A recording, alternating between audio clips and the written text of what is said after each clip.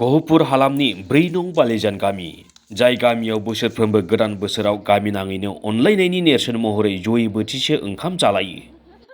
गोदान बोसोरनि खेबसे जयै ओंखाम जालायनायखौ बिथांमोनहा 1989 मायथाइनिफ्रायनो खुंबोदों। देग्लायबो बिथांमोनहा दिनै गामियाव जयै ओंखाम बोथिसे जालायो।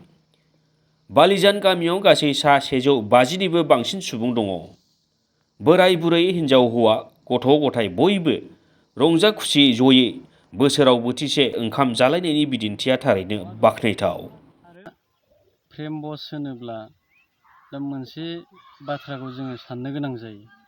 मानो होनना बुङोबा जोंहा रोंगौथि गोनां गथ'फोर दाब दाब जायगायाव सात्र सात्रि एबा रायजोफ्रा बिभिन्न बायदिसिना जायगायाव खामानि दामानिजों आबादारि एरिया हिसाबै नांथाबनानै थानायखाय दाब दाब जायगायाव थाहैनो गोनां जायो।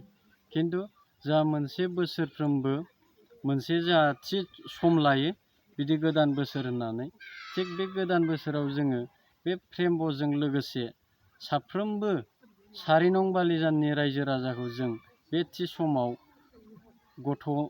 गथ' उन्दै गेदेर, बिदा फंबाय, बिब' बिनानाव साफ्रोमबो जोङो मोनसे ज' जानायनि मोनसे सुजुग सम होननानै जों साननानै लायो आरो।